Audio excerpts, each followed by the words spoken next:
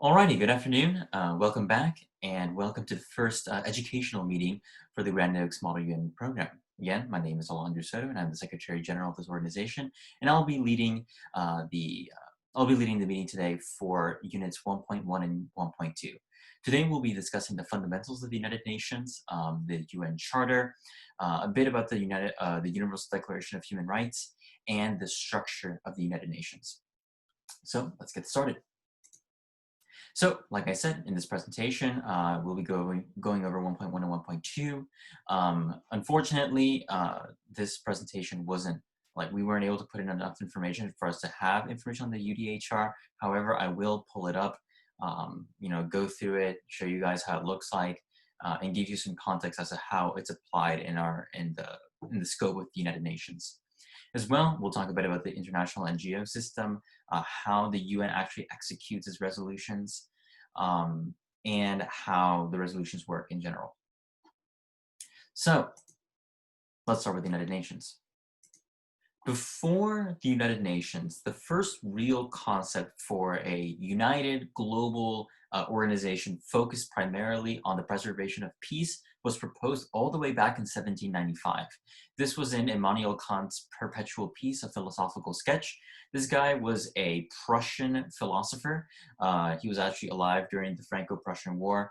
He really didn't have much love for Prussia and how it was always in this kind of perpetual warfare state.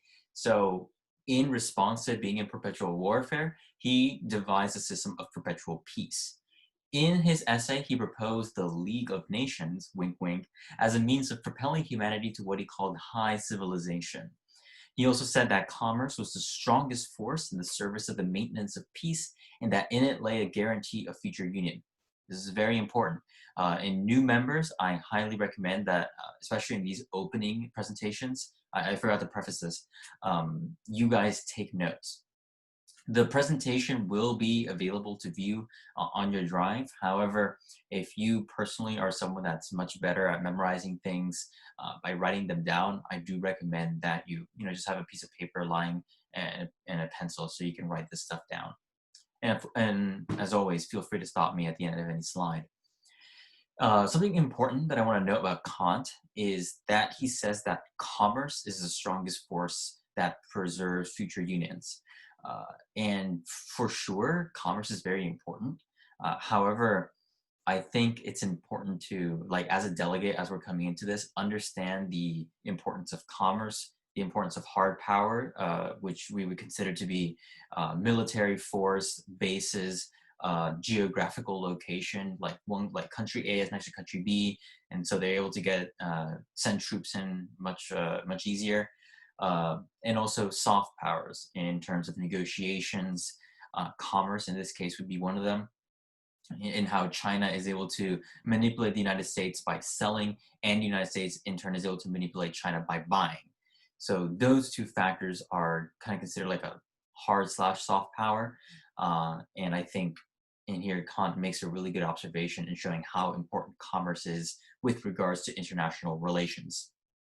Kant's essay became the basis for the League of Nations, which was established after World War I under what was called the Covenant of the League. The League was devised behind closed doors as part of the Greater Paris Peace Conference to punish German aggression during the First World War. If you don't know what the First World War was, it's time for Wikipedia. Thing with League of Nations, it sucked. It was way too closely related to the Treaty of Versailles, and nobody liked the Treaty of Versailles. It was both too ambitious and not ambitious enough, in that it tried to tackle a whole bunch of problems that the world did not have really the technological advancements required to do them. Remember, we didn't even have mass communication back then. So it was really difficult to coordinate the activities of not just a regional organization, like say a European Union, but a global organization of nations. That was very, very difficult back in the day. This was by 1913, 1914, 1915. This is very, very long time ago. There was no common army. The League of Nations had no way of having a standing peacekeeping organization or any kind of military staff. And it had none of the major players. Germany, Russia, and the United States were not present in the League of Nations. Good things, though, and something that that the United Nations will later take from the League of Nations. It was the first step away from secret treaties. It promoted humanitarian work for opium, free trade, and women's rights. And it also established mechanisms to deal with belligerent nations, which the United Nations would later adopt. As you can see here in Article 23 of the Covenant of the League, they actually set up a lot of things that we would later see in the UN Charter.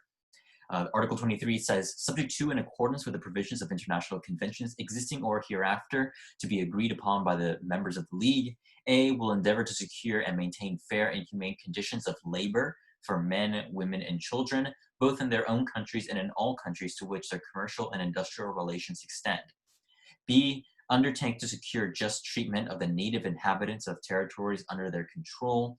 C, will entrust the League with general supervision over the execution of agreements with regards to the traffic in women and children and the traffic in opium and other dangerous drugs.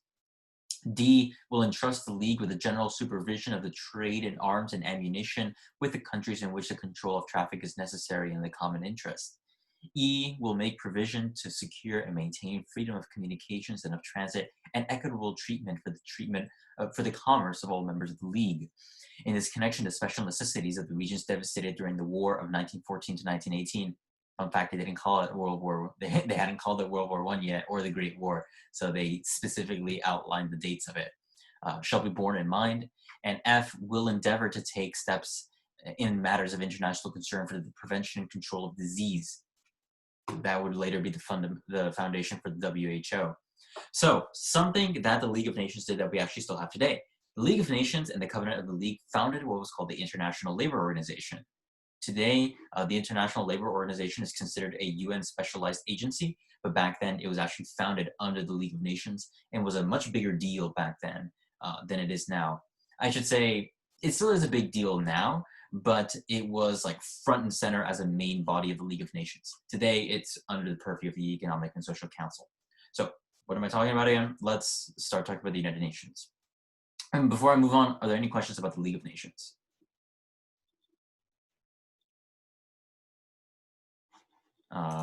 One second. Alrighty. Also, just as a quick side note, yeah. As a quick side note, the League of Nations was dissolved I believe it was like right after Adolf Hitler invaded Poland. They described themselves as a failure, basically, and just dissolved. They had failed to prevent another world war. Alrighty. So, the founding of the United Nations. In 1942, the United States led what was called the Declaration of United Nations, which was the first point when they actually coined that term. And in that Declaration of United Nations, they pledged their allegiance to fight the Axis powers and prevent what was called a separate peace. A separate peace, by the way, does anyone know what a separate peace is?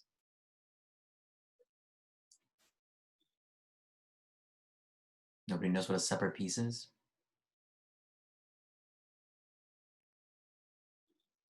Alrighty, a separate peace is actually basically exactly what it sounds like. Because the Allied powers were allies, they were working as a bloc. A separate peace would be that, let's say, France drew up a treaty of a peace treaty or an armistice with Germany, but the United States was still fighting them. That's what's called a separate peace, because even though they're in the same bloc, different parts of the bloc have different statuses of peace and war with a belligerent country, which back then was a big no-no. You either have the war or you don't. That was the main deal back then. After the end of the war, so this was actually very soon after the end of the war, in 1945, delegates from 50 nations met at the UN Conference on International Organization, also known as the San Francisco Conference, to write the UN Charter. All 50 signed, however, Poland is considered as a signing member, as a 51st member, because their delegation didn't arrive in time. The United Nations Day is celebrated on October 24th as one of the dates, the day when I believe, the last country's legislature ratified the UN Charter. The United Nations has 6 convening bodies that are also called main organs. You absolutely must memorize these. These are absolutely 100% must know. They are the General Assembly, the Security Council, the Economic and Social Council, the International Court of Justice, and the Secretariat. The Trusteeship Council was originally the General Assembly, Security, ECOSOC, International Court of Justice, and Secretariat. Actually, 5 main bodies. However, we call them 6 just because the Trusteeship Council is outlined directly in the UN Charter. The Trusteeship Council was made to administer several protectorates and colonies of countries, especially Britain. When Britain pulled out of a lot of its colonies, those colonies were left kind of like up in the air, and they were subject to a lot of civil war. What the United Nations did is that they placed them as trustees under its authority. And I believe the Trusteeship Council became defunct after the last trustee, which was Palau, gained their independence. So now the Trusteeship Council, the room is actually still there. If you go to the United Nations, and if any of you have been to the United Nations, you do get to tour the Trusteeship Council. It's still there. They actually still vacuum it and everything, but nobody uses it. It's just kind of like a free room nowadays. So some important facts, a bit of historical contextualization about the founding of the UN. First, China is not the China that we know today. China at the time was represented by Chiang Kai-shek's nationalist government. This was also known as the Republic of China, which would fall in a couple years after this, after Mao Zedong's coup. The United States and the USSR compromised in allowing Belarus and Ukraine to attend. They were the Belarusian and the Ukrainian Soviet Socialist republics. However, not all Soviet republics were allowed to join.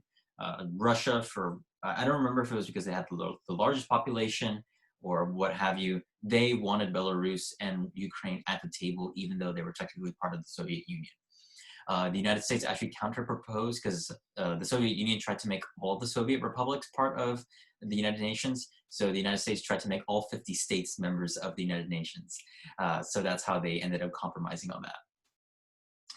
Military intervention by the UN actually at the time was supported. It was supported quite a lot, especially because, World War II just had ended. However, it was blocked pretty heavily up until the Korean War. We actually had an entity called the Military Staff Committee, or the MSC, that was founded, and it still is in the UN Charter, outlining how the organization is going to coordinate military operations and have a standing army. But Soviet Union and the United States could not agree on it, and it took until the Korean War for us to actually have UN military engagements. Any questions on this before I move on? Yeah, are there any present countries that aren't allowed to participate in the United Nations, committees? The Vatican is actually not allowed to join the United Nations as a member state. The reason why is because it's still a monarchy. Or rather, I should say an absolute monarchy, because Brunei Darussalam is still allowed to be a member. There are a couple other countries that aren't allowed to be UN member states, and that is because of their disputed nature. For example, Kosovo, South Ossetia, the Transnistrian Republic, all of those are not allowed. They're not part of the UN club because the Security Council has not approved them as members. Alrighty. So this is the UN structure. These are the 5 big organizations that you absolutely must know. First is the General Assembly. The General Assembly is the main deliberative and policy-making body of the UN. All 193 member states participate in the Assembly.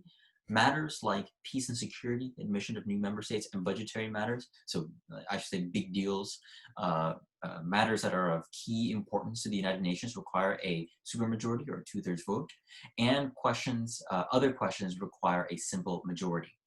In actual model UN, you will always pass a resolution by simple majority unless you are following what's called UN 4MUN rules of procedure, and that one you need a unanimous vote. It's very strange, and I most likely will not teach it to you unless we actually attend a conference that has UN 4MUN procedures. The second organization is the Security Council. The Security Council is a more specialized body. It's focused specifically on the preservation of world peace and international stability. It has 15 members, permanent 5 and 10 on rotation. someone who was not here last year, can you tell me if you know the permanent 5 members of the United Nations? If you're not here last year. I'm curious.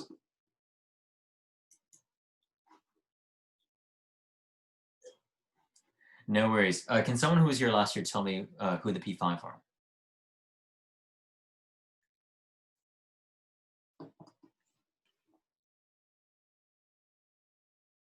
I know you guys know who the P5 are. Tell me who the P5 are. It's the US, Russia, Germany, the UK, and France. Close. Ah, Close. Everyone nowadays actually thinks that Germany is a P5. And personally, I kind of think Germany should be, along with India. But weird, antiquated rules. The shorthand for it is the P5 are those who won World War II.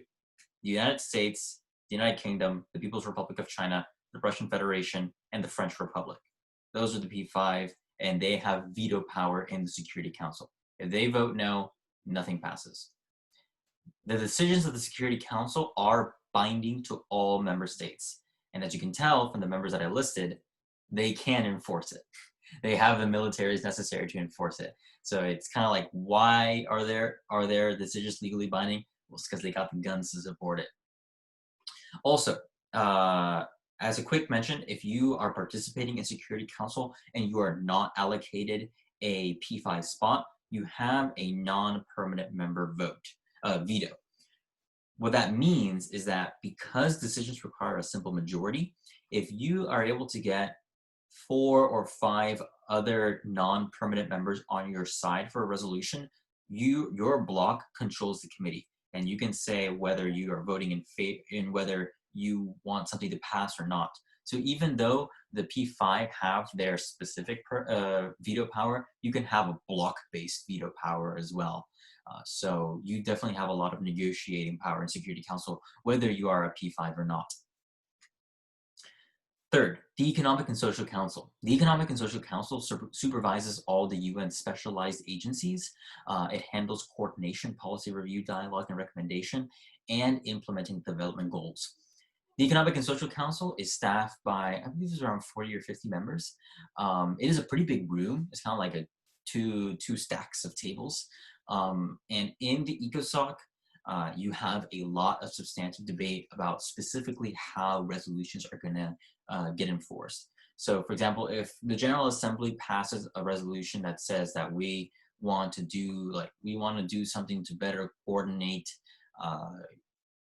responses against human trafficking in Africa, then in ECOSOC, they would be saying, okay, they would draft up a whole bunch of policies saying how they're going to do it, what specialized agencies they're going to contact in order to do it, what NGOs are going to be contacted. They're going to bring in experts from around the world to talk about it, give their opinions on it, and then they pass resolutions that are either binding to the specialized agencies or they provide guidelines to the specialized agencies in order to fulfill those policy requirements. As well, they implement the development goals. Every 20 or so years, the United Nations passes the they pass the development goals. Apologies, it's one every decade. They pass development goals. In the turn of the 21st century, they were called the Millennium Development Goals. Nowadays, in 2010, they passed the Sustainable Development Goals. And I believe in 2020, or in a few years, they're going to pass a new set of a new set of development goals. These basically outline what the UN wants to do in that time and what the priorities of the UN are. So in your speeches, you can talk a lot about the Sustainable Development Goals, because if what you say is in line with the Sustainable Development Goals, which I'll show you guys in a second, if what you say is in line with them, you have more of a mandate, so to speak, to get your things done. People will be naturally more inclined to hear what you have to say because you are following what the UN actually wants to do. Fourth and fifth, we don't actually interact with them very much. We don't simulate them in Model UN committees. We very, very, very rarely simulate the International Court of Justice. However, if we ever get a spot on there, I will most likely be on it. and I'll try to bring along one other person because I absolutely love being on International Court of Justice. They handle disputes between nations and provide legal guidance on international law and treaties. The most important thing to know about the International Court of Justice is because it handles disputes between nations. For example, China versus Australia, or India versus Mozambique. They do not handle disputes between people or nations and people. That is handled by the International Criminal Court.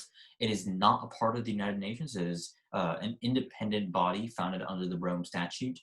But you can use it in your resolutions for specific purposes. Finally, the Secretariat. If you guys look at the cool picture of the UN, that giant like rectangle going up is the Secretariat, around like the main office building of the Secretariat. They are the administrative wing of the United Nations, and they're the ones that like really run all the paperwork behind the scenes. I do everything behind the scenes for the UN. At the very top is the Secretary General. He is appointed, or apologies, actually voted on every, I believe it's 5 or so years. A new Secretary General is appointed. The Secretary General doesn't have actually very much power. They're more of a figurehead, they're like a voice for the United Nations, and they preside over the General Assembly general debate. That is when you see heads of state come to the General Assembly every year, and they usually give some fancy speeches that are shown on CNN. Donald Trump's speech in front of the General Assembly, which you guys can definitely find online, that was given during a General Assembly general debate. So this is the United Nations system. This is also part of the international NGO system. Obviously, it seems like, oh my God, there are so many things here. Do I expect you to memorize it? Absolutely no. This is more of a reference sheet for you to have. I do expect you guys to have this printed out in your binders if we ever go to an in-person conference, and this will be posted in your coursework. Apologies. This will be part of like your references in understanding the United Nations and knowing what agencies actually are part of what main organs. So on the left-hand side, as you see, those are the main principal organs. You have the General Assembly, Security Council, ECOSOC, Secretariat, and International Court of Justice. The Trusteeship Council, of course, defunct, is actually suspended. Right there it says on 1 October 1994, when Palau was the last trust colony to become independent. So, as I mentioned before, the Economic and Social Council has direct supervision. If you guys see here, the little arrow, it points directly to the specialized agencies. The specialized agencies are really the bulk of where the UN actually like does its job, and where there are actually people on the ground managing UN affairs. I don't expect you to know all of them. However, I do want you to know some key ones. The first one that's very important to know is the International Labor Organization. They seek to harmonize international labor laws and try to tailor international labor laws in terms of the actual, how do I put it, the socioeconomic status of countries.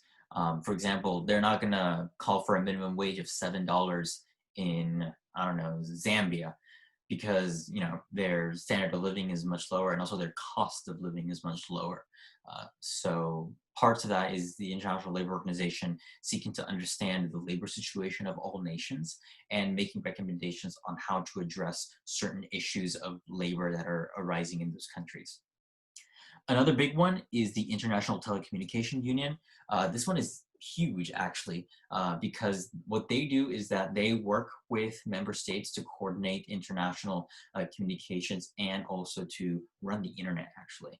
So all those cables, the internet is not actually run by satellites. The vast majority of it happens on fiber optic cables under the ocean. The ITU works with its member states like the United States, the European Union and whatnot.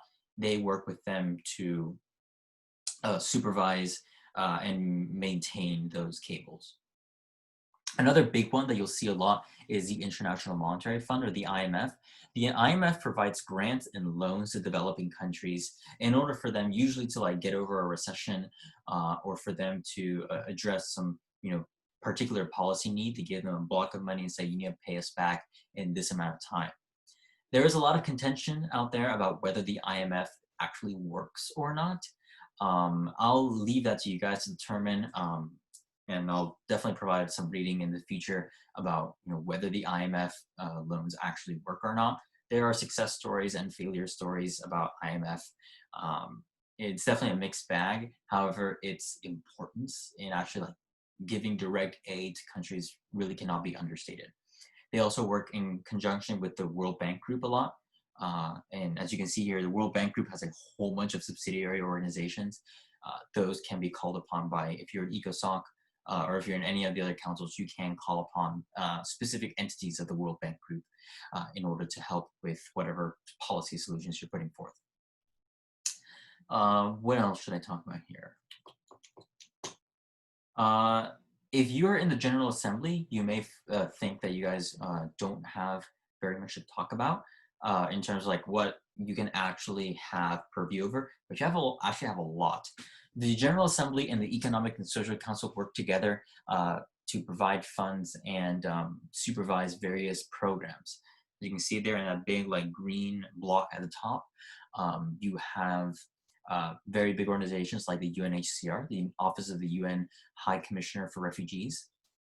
You have UNICEF, or the United Nations Children's Fund, the UNODC, Office on Drugs and Crime, UN Women, the World Food Program, and the United Nations Environmental Program. All of those are programs created by the General Assembly, and they have direct purview both to it and also to the Economic and Social Council. They are not considered specialized agencies directly under the control of the ECOSOC. As well, the General Assembly has subsidiary bodies. What that means is that certain portions of the General Assembly are kind of like put into their own rooms and they debate certain types of topics. For example, GA1 is DISEC, is usually called DISEC, and it stands for Disarmament and International Security. You can be allocated a spot, especially in Model UN. You can be like, okay, I'm going into DISEC. That means you're going into General Assembly 1. You're not necessarily going into the entire General Assembly plenary. Another one would be GA4, which if I remember correctly is SPECPOL. That is Special Political and Decolonization Committee. That committee, obviously decolonization isn't a big deal anymore. However, they do deal with a lot of like special topics that don't really fit into any of the other topics. The Human Rights Council, the UN Human Rights Council, is considered a subsidiary body of the General Assembly and directly answers to it. As well as the ILC, the International Law Commission. They do more like advisory stuff as opposed to the International Court of Justice, where they actually rule on things. The ILC more provides like legal review on the laws of specific nations or regional bodies. Any questions so far? I know this is a lot, so really feel free to say if you're like just absolutely have no idea what's going on right now. Alejandro, not a question. I can't put my video on right now, but I just wanted to tell like all the other new members that basically these committees that we have pictured here, some of them you might be put into during a conference, and that means basically that whatever topic you have to research will be related to that committee in some way. And you have to make that work for your country and for your position paper and for what you're trying to do.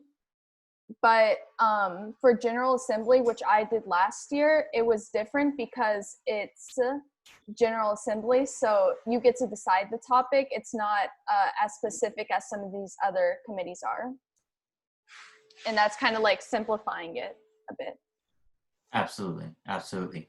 You get the hang of a lot of this after a while because like obviously there's a whole bunch of words on the screen right now, but you don't actually interact with a lot of them. Like personally, I've never interacted with the United Nations System Staff College.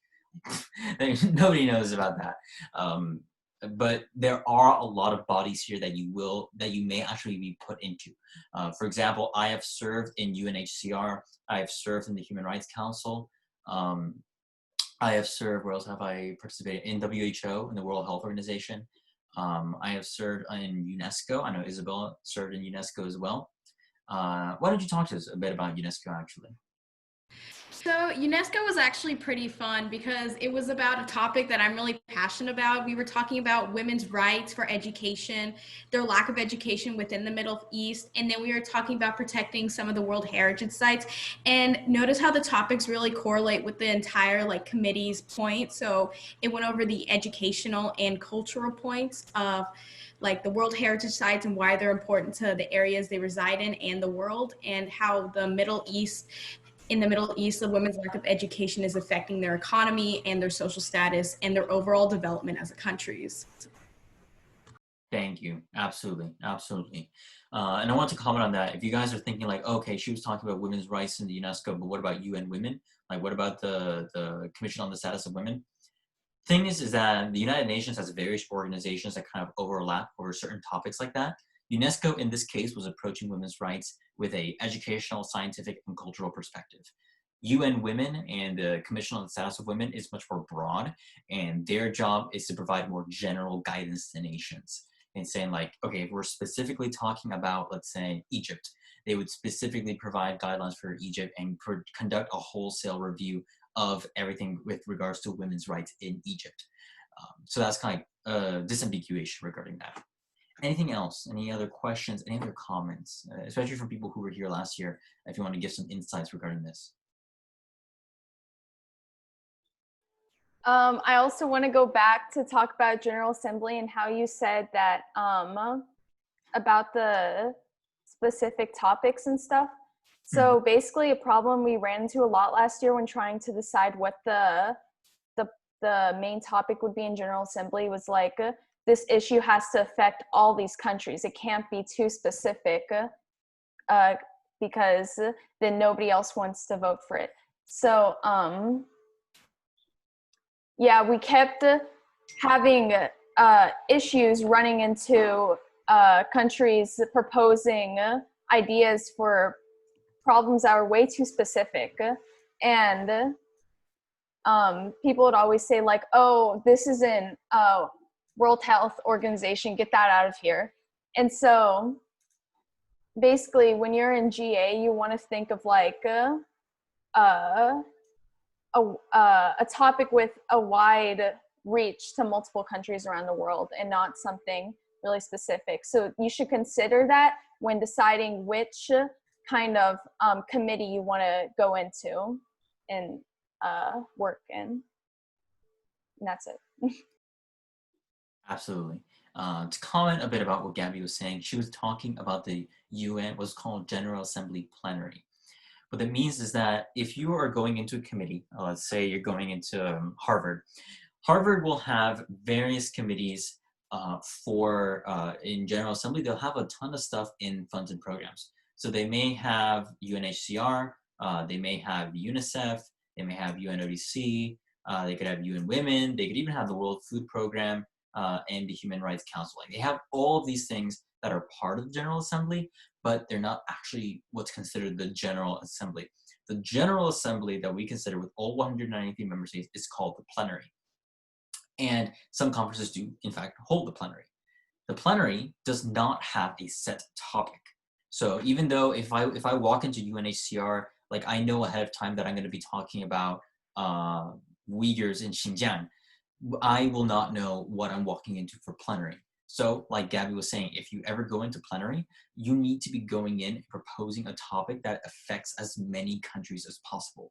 It needs to be broad enough into which all the nations can have a say in it, but not so broad that it's kind of meaningless. Like if you're saying the preservation of peace, like that's the job of the UN. Like obviously you're going to talk about that. But if you want to be more like not necessarily regional, but something that affects everyone to some degree, like women's rights, like it was said before. Another one would be child labor. That's also a big deal because sadly, even though it sounds like more of a third world problem, we still do have a lot of child labor in the United States and other developed countries. So that is different things to consider if you ever go into plenary. Anything else? Anything else? Good stuff, good stuff. Alrighty, let's see, I have 20 minutes left here. So, give a moment. Right, so any questions? No need. clear that. Ready.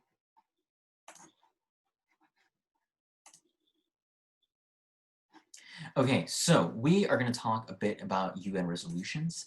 I want to kind of show some of them, kind of introduce you to the concept. We'll be talking a lot more about them later, but I just kind of want to show you what they look like.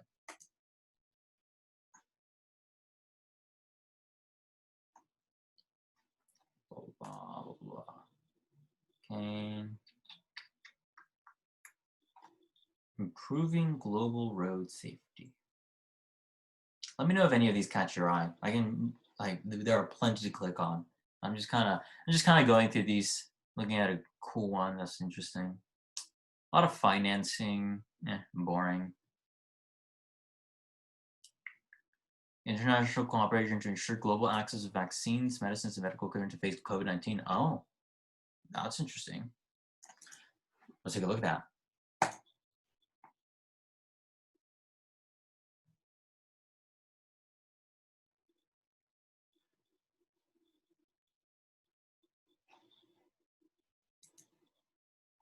Alrighty, so this is a General Assembly resolution. Your resolutions in committee will not look like this. They may actually, if you go to like a crazy Indian conference like I had to go to, we actually did have to format them like this.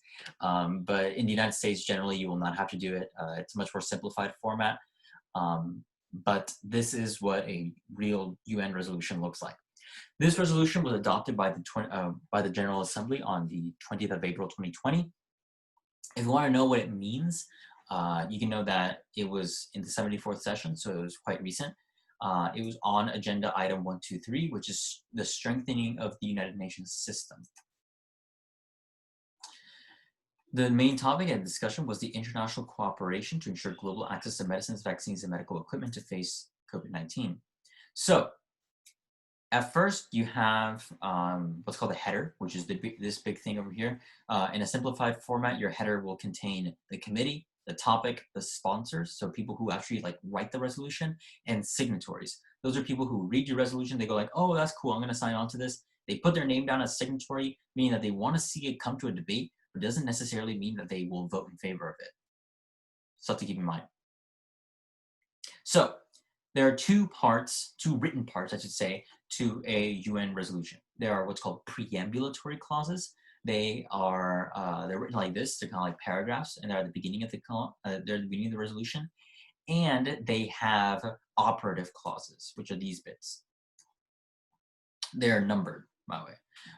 Operative clauses start with operative verbs.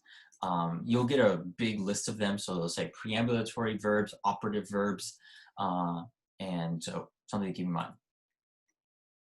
So let's take a quick read of this. Can everyone see it, by the way? Is it too small or anything?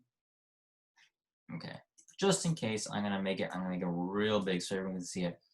So why don't we get some readers for this? Let's start us off.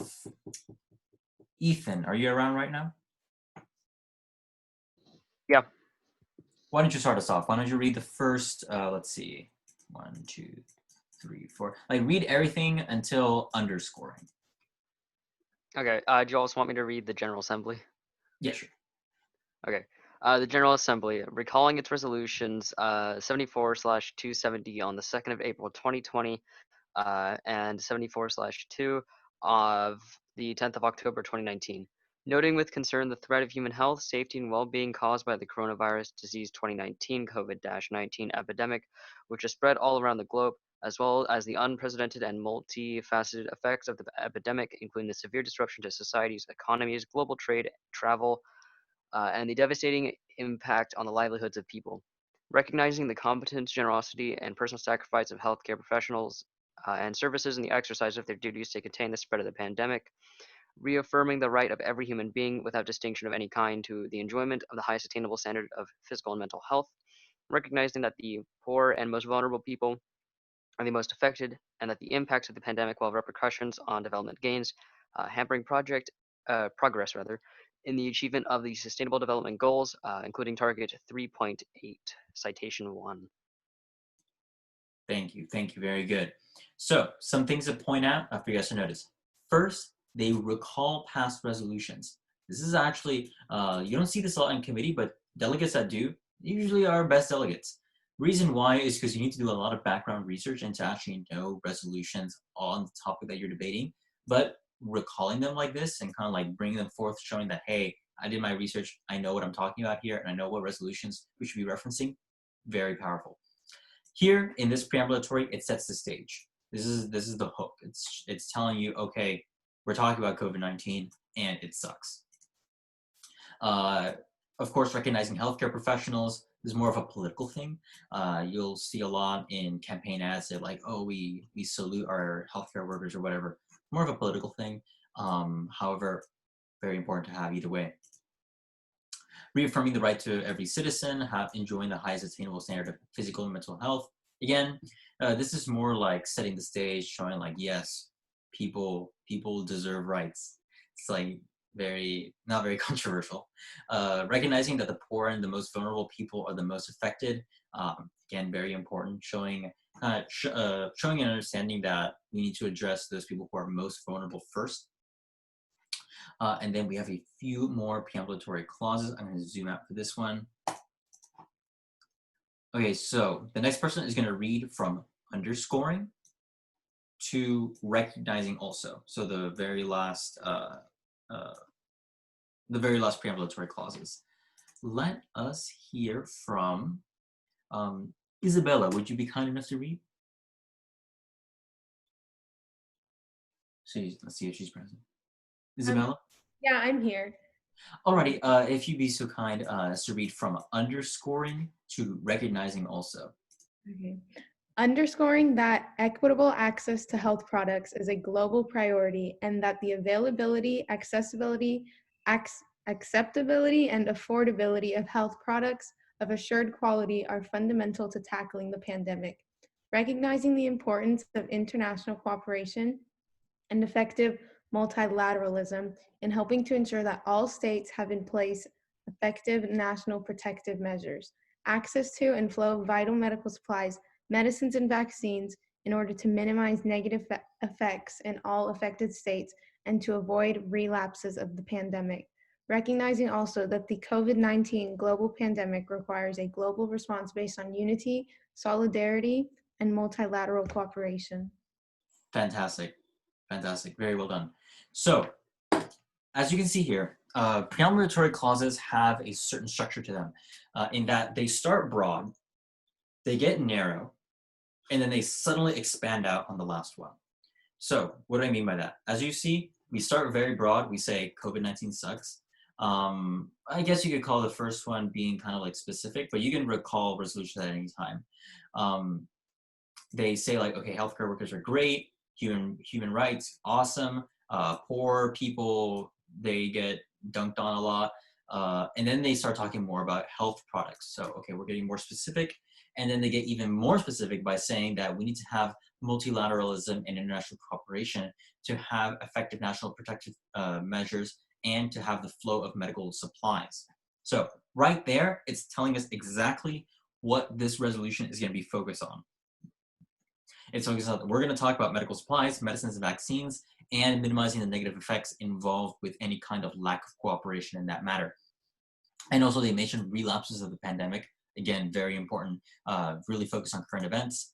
And then right at the end, boom, it comes right back into the more general understanding of it, and being that recognizing that the COVID-19 global pandemic requires a global response based on unity, solidarity, and multilateral cooperation. So that's really the structure of the preambulatory clauses.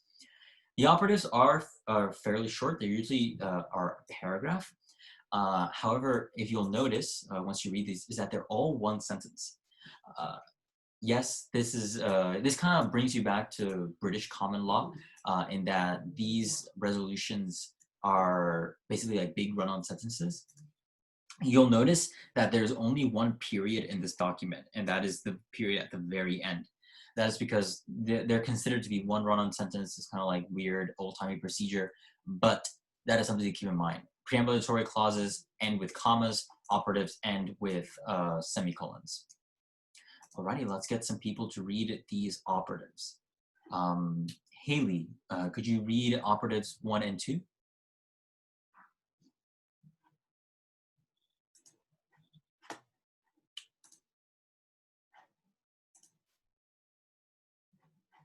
Wait, did she just leave? Got disconnected. Yeah, she may have disconnected. Okay, we'll see if she's able to come back. Let's hear from Faith. Do you think we could you could read operatives 1 and 2? Can y'all hear me? You're a little faint. Can you hear me now? You're fine. Go ahead. Reaffirms the fundamental role of the United Nations system in coordinating the global response to control and contain the spread of the coronavirus disease, and in supporting member states, and in the regard acknowledges the crucial leading role played by the World Health Organizations. Requests that the Secretary General, in close collaboration with the World Health Organization and other relevant agencies of the United Nations system, including the international financial institutions, to identify and recommend options, including approaches to rapidly scaling manufacturing and strengthening supply chains that promote and ensure fair, transparent, equitable, effect, and timely access to and distribution of preventive tools, laboratory testing, reagents, and supporting materials, essential medicine supplies, new diagnostics, drugs, and future COVID-19 vaccines, with a view to making them available to all of those in need, in particular in developing countries. Very well done. So, I'm going to talk a bit about how these work out. The first ones tend to be more, the operative clauses, these ones are actually like recommendations that are being made by the General Assembly. The General Assembly says, this is what we want to happen. In some of these, they call upon member states to do it, and sometimes they can actually instruct their various subsidiary bodies to do that. I will say, as a Model UN delegate, it is much better to instruct subsidiary bodies to actually do things rather than just calling on member states, as is kind of commonplace in the General Assembly. Just because you are in a competitive environment, the General Assembly is not a competitive environment in real life, but because we're in a competitive environment in Model UN, you want your resolutions to stand out as much as possible.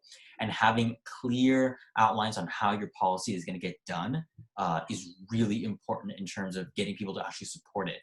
People are much more inclined to support you saying, we're going to call on these specific agencies and they're going to do these specific policies with recommendations for this, this, and this, rather than just saying member states shall do this. Because even though that is allowed, without doubt it's allowed, and it's what the General Assembly does, it doesn't make you stand out. Does that make sense? Does that make sense? I'm going to assume that says that makes sense. Cool. Yeah, it does. Awesome. So let us get, we have a little bit more time, so let us get Isabel, if you'd be kind enough to read 3 and 4, and Gabby to read number 5. Can you hear me? Yes. Okay. Encourages member states to work in partnership with all relevant stakeholders to increase research and development funding for vaccines and medicines, leverage digital technologies, and strengthen scientific international cooperation necessary to combat COVID-19, and to bolster coordination, including with the private sector towards rapid development, manufacturing, and distribution of diagnostics, antiviral medicines, personal protective equipment, and vaccines, adhering to the objectives of efficiency, safety, equity, accessibility, and affordability. calls upon member states and other relevant stakeholders to immediately take steps to prevent, within their respective legal frameworks, speculation and undue stockpiling that may hinder access to safe, effective, and affordable essential medicines, vaccines, personal protective equipment, medical equipment, as may be required to effectively address COVID-19. Awesome, awesome. And Gabby for the last one. Request the Secretary General, in close collaboration with the World Health Organization, to take the necessary steps to effectively coordinate and follow up on the efforts of the United Nations system to promote and ensure global access to medicines, vaccines, and medical equipment needed to face COVID-19.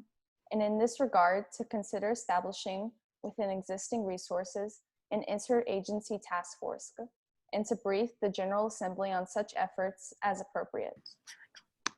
Excellent, excellent. We will talk more, we'll talk about resolutions in depth. I will show you guys the resolutions that I have written and have passed. I'll show you the resolutions of mine that I've passed without objection, and I'll show you the strategies into making the best resolution possible. Of course, when you guys are first reading this, you think like, oh my God, this is crazy. Like I'm basically reading international law. What is this? Don't worry. You guys will have plenty of time to better understand how this process works. And you guys will have plenty of time and to really sit down and read these resolutions. Personally, when I'm researching, I love to print out resolutions that I really like, and I just sit down and highlight them. I annotate them as I see necessary, and I kind of mull over its words and think of like, okay, what are they specifically meaning? What kind of topics are they talking about? For example, any words that you stumble upon, like reagents that was mentioned here, you might want to look up, okay, what are reagents? Why is that important? Why do we need to have a steady supply of reagents in terms of COVID-19 testing and treatment? All of that are things that you guys can do as really effective delegates to get a good research foundation. So homework for this week, the first week with homework. This week is fairly light, actually. Let me keep that up running. This one will be distributed in Discord and in Remind. This is what you guys need to do for this week. It is due next Monday. So you put in your name. Let us get your instructions. You guys will be answering 2 short answer questions. Short SAQs are open-ended questions that require students to create an answer, and they are basically used for basic knowledge and understanding, so low cognitive levels of a test before a more in-depth assessment. Your in-depth assessment will be the progress check. In no less than 3, so write at least 3 sentences, and no more than 5 sentences, respond to the 2 SAQs below. Use the ACEs strategy for responding. 2 stimuli will be provided to assist you in answering these SAQs. You do not have to use the stimuli in your responses. So if you guys are freshmen and you've never done an FRQ or an SAQ before, it's pretty simple, and I did provide an example for you guys. The first sentence is answer the question. Second question is cite your evidence. Your evidence, by the way, is available to you everywhere. You guys have full access to the internet, and using this, you guys can use whatever you want to answer the question so long as you answer it. Finally, the 2 most important ones is explain and supplement. The e-com and the 3rd sentence needs to explain the evidence is relevant to the question. So you're telling me, how does the evidence answer the question? You guys are doing this a lot with CERs now. This is like a big trend in the science department to assign CERs. This is a CER, except it's using a bit more of an old format that I'm used to. It's called ACEs. And S is supplement with additional information and insights. This can be if your E takes like more than 1 sentence, or if you want to include some extra details. So we have some optional stimuli that you can read. This one is from the Kentucky United Nations Assembly. This one talks about the Uniting for Peace resolution. It talks about how the General Assembly actually retook some of its power from the Security Council and allowed it to take up issues and enforce legally binding rules without the Security Council's approval. So interesting thing about here. And also we have a bit of a longer one. This one is from the Oxford Research Group, but I highly recommend you read it. It's really cool. It talks about like how the UN intervenes, and it kind of goes back to the point of whether the UN is ineffective or not. So this one talks about specifically how and when the UN intervenes in international conflicts.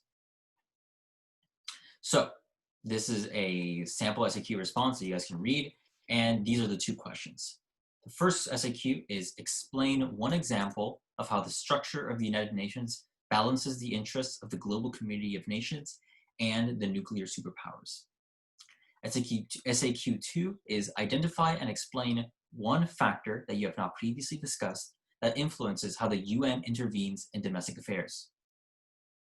Both of these, you can find a lot of information about them in the stimuli, and you can also find them online. If you just look up UN structure, you guys will find plenty of information about it. So here is a sample SAQ response. It's very long. It's like the full ACEs.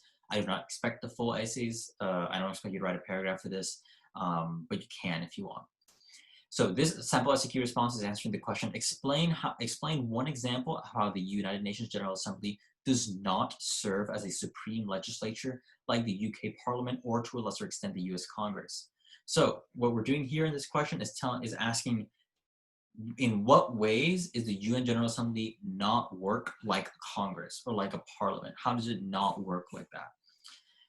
One of them, and this is like a very easy one, is the reason why is because the United Nations General Assembly does not have veto power and its resolutions are not legally binding. Those 2, boom, boom, are instant answers you guys can provide. But in this one, I provided that one example that shows why the United Nations General Assembly does not serve as the supreme legislature is the autonomy of the Economic and Social Council.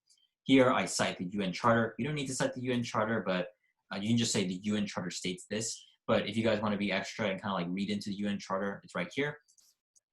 What I say is, here the article states that the Economic and Social Council may coordinate activities of the specialized agencies through consultation or recommendations to such agencies and through recommendations to the Security Council. Without needing Assembly approval or oversight, the Council has a broad authority to supervise and coordinate activities of the UN specialized agencies, which in turn constitute the vast majority of the UN's interactions with the general global population. In contrast to a supreme legislature, they can actually like block any actions by their departments. However, the UN General Assembly does not have the power to do this with regards to the Economic and Social Council. Does that make sense? Any questions about the homework? You're gonna post it. We're gonna post it in the Discord, right, for them to do. Discord and Remind, Okay. just to get people back into the flow of things.